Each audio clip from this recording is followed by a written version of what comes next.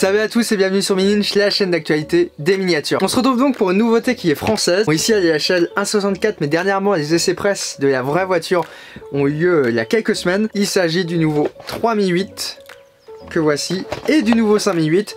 Donc les miniatures officielles de chez Peugeot à l'échelle 1.64. Donc on a 3 teintes pour chaque, donc c'est des nouvelles teintes, etc. On va voir un petit peu les modifications qui ont été faites sur la voiture. On va pouvoir faire également un petit crossover de l'ensemble des générations du 3008 et du 5008. Avant d'aller plus loin, n'hésitez pas à vous abonner à la chaîne, à mettre le pouce bleu et à mettre un petit commentaire. On y répond à chaque fois sans problème. Également, vous pouvez suivre Mininch sur l'intégralité des réseaux sociaux, que ce soit Facebook, Instagram ou Twitter. Là, toujours plus de news, plus d'actualités. Et d'ailleurs, on a vu la présentation en avant-première de ces 3008 et de ces 5008 et il y a d'autres surprises qui vont pas tarder à arriver. Donc, avant de procéder à l'ouverture et de faire mumuse un petit peu avec les voitures, on a donc le 3008 qui est disponible en 3 teintes. On retrouve le bleu Vertigo qui est le bleu des voitures électriques chez Peugeot.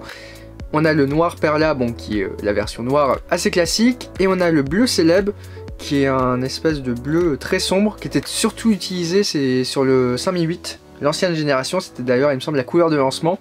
Alors que ce 3008, pour rappel, la couleur de lancement à l'époque était un marron assez original. Donc là il utilise beaucoup en bleu Vertigo et en noir Perla. Et au niveau de l'emballage, il reste classique à ce qu'on peut trouver chez Peugeot, c'est vraiment triste. Il faut qu'ils engagent quelqu'un pour faire des boîtes. On retrouve donc le nom de la voiture ici, le logo et un logo à l'arrière. Ouais, tout le reste est tout bleu. Et on a la notion No Rêve qui est située juste en dessous avec la référence. Du côté du 5008, on retrouve également 3 teintes. Le noir Perla et Coma au 3008 et au 5008. On a ici une version qui est gris Artense. Et ici on a le Metallic Cooper, donc c'est le marron, qui était d'ailleurs la couleur de lancement, c'est ce que je disais tout à l'heure, du 3008. Même type d'emballage, la notion 5008 sur le devant, et l'intégralité est entièrement bleue. Et d'ailleurs ce n'est pas les seules nouveautés et seules teintes de ce 3008 et 5008, parce que No Rêve prévoit, via son canal de distribution propre, donc No Rêve c'est le fabricant des miniatures, un 5008 qui sera donc bleu Célèbre, et un 3008 qui sera gris Artense. Voilà, donc le petit gris, il y aura une petite inversion des teintes. Et voici d'ailleurs les photos et les visuels. Donc ça sera disponible durant le courant du mois de novembre chez les revendeurs No Rêve, donc les boutiques de miniatures qui sont fermées donc en ligne. Et également sur le site noreve.com, là une boutique en ligne sur le site du constructeur. On va pouvoir passer à l'ouverture. Donc juste pour la petite information, la boîte qui est autour, c'est la boîte de conditionnement global des miniatures, puisqu'il faut savoir que les concessions Peugeot, en fait, quand elles commandent ces miniatures, reçoivent 24 3008 ou 24 5008. Donc c'est un assortiment. Et donc c'est assez marrant des fois d'avoir les caisses. Bon, faut pas en avoir trop, puisque sinon ça prend beaucoup de place. D'ailleurs, on se retrouve ici dans ma pièce principale pour la collection. On avait déjà pu la voir à l'occasion de la vidéo que je vous conseille de regarder en ce moment si vous aviez du temps. De présentation complète de ma collection, je mets le lien comme d'habitude en description.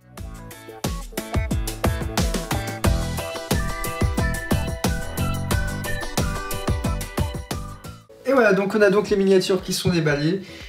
Elles reprennent classiquement la finition qu'on trouve chez No Rêve, donc c'est-à-dire qu'on a des roues qui sont plastiques et qui ne roulent pas comme très bien. Ça reste des jouets mais qui ne roulent pas, c'est assez original. Concept inattendu comme on dit. Alors au niveau de la finition, on a donc des jantes qui sont très bien finies, une face avant qui est également très propre.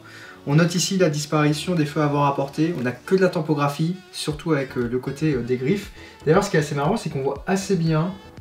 Voilà, il y a une petite coupure qui est sur l'accroc, parce qu'en fait sur la vraie voiture, toute la partie qui est supérieure est une LED, donc une lumière, et la partie basse en fait est un chrome. Donc pour le moment on ne sait pas pourquoi Peugeot a fait ça, mais c'est assez bien reproduit sur les miniatures. Alors c'est très difficile à le voir sur celui-ci, on le voit un peu plus il me semble sur la version sur le 5008. C'est les petites bandes qui partent de la calandre, qui sont des espèces de gravures, très difficiles à reproduire à l'échelle 1/64e.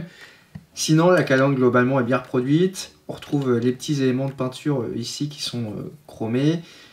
Le bas également du pare-choc également bien réalisé.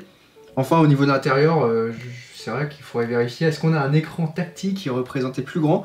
C'est vrai qu'il est ici assez important.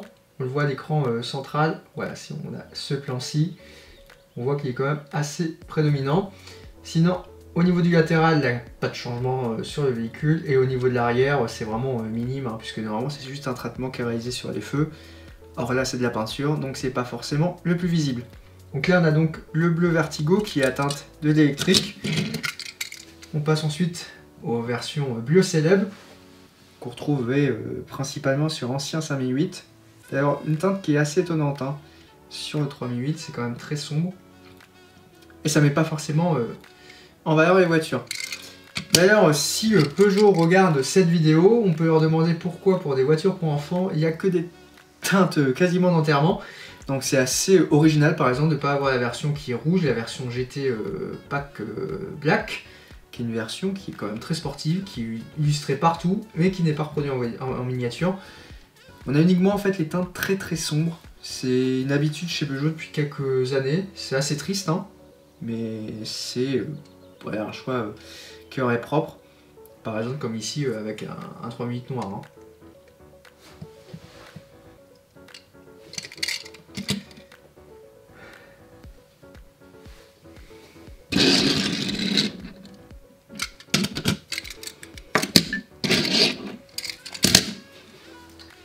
Bon, et pour le grand frère, donc le 5008, on retrouve exactement le même traitement.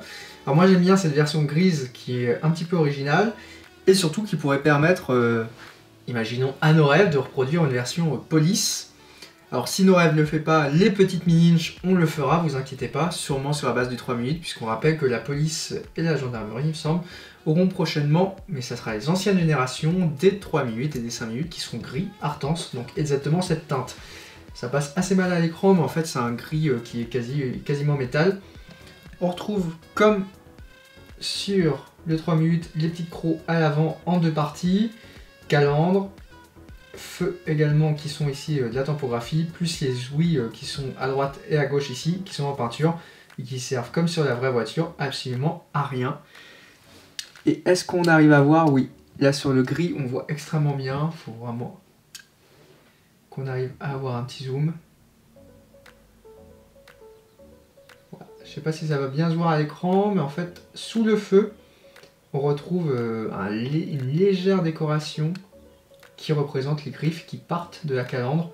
Alors c'est vraiment subtil, est-ce que c'était vraiment nécessaire? Excellente question. Sinon au niveau de l'intérieur on retrouve l'écran qui est un peu plus grand comme d'habitude, un pavillon qui est pour toutes les voitures ici noir. Voilà, les jantes c'est les mêmes que sur le 3008, ça pose pas de problème. Et à l'arrière, voilà, très peu de changements. On retrouve d'ailleurs la mention ici Peugeot, ici le marquage 5008. On retrouve juste le marquage 5008 plutôt. Ah, je n'ai pas marqué le badge Peugeot. Version noire comme pour le 3008. Voilà, c'est ça qui rend le moins bien, on va dire, en image. C'est également une des versions et une des teintes qui peut être choisie pour un côté économique, hein, puisque vu que beaucoup de détails, comme vous avez remarqué, sont pas en noir, sur la voiture entièrement noire, il n'y a donc pas à les rajouter. Et la plus belle peut-être, c'est cette version qui est très originale, qui est couleur marron. Voilà, donc là, celle-ci laisse aussi bien paraître les détails. Étonnamment, plus la couleur est claire, plus le modèle ressort d'une manière correcte. Donc là, on voit très bien, par exemple, toute la ligne de pavillon qui est d'une teinte qui se veut chrome. Et au niveau du châssis, c'est un coin que j'ai pas présenté. Bon, hein, c'est simple, mais c'est très propre. Hein. Voilà. Pour une miniature à 5 €, on a quand même quelque chose qui est relativement correct. Là, j'ai pas parlé. Au niveau du tarif, il est donc de 5 €. Et donc, pour passer commande des miniatures, il suffit tout juste d'aller sur la boutique en ligne Peugeot, donc Peugeot Lifestyle, qui est la boutique en ligne officielle du constructeur. À y mettre dans son panier les petits 5008 et 3008, voire bien autre chose, hein, puisqu'il y a toute la gamme 164e, 143 qui est présente. Et voilà, normalement ça arrive directement chez vous en quelques jours. C'est parfait pour combler sa collection en temps de confinement. Bon, j'ai été chercher les ancêtres avec le premier 3008, la version restylée et la version deuxième génération non restylée. On va faire un petit comparo assez rapide.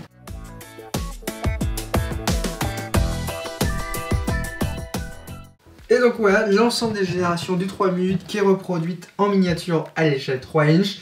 Alors, pour ceux qui arrivent et qui débarquent, on a exactement le même fabricant, mais il faut savoir qu'il y a une nouvelle norme, on va dire, qui est entrée en vigueur dernièrement chez Peugeot, c'était d'avoir des miniatures qui sont 1,64, donc qui sont 64 fois plus petites, alors qu'avant les miniatures étaient 7 cm, quelle que soit la longueur de la vraie voiture.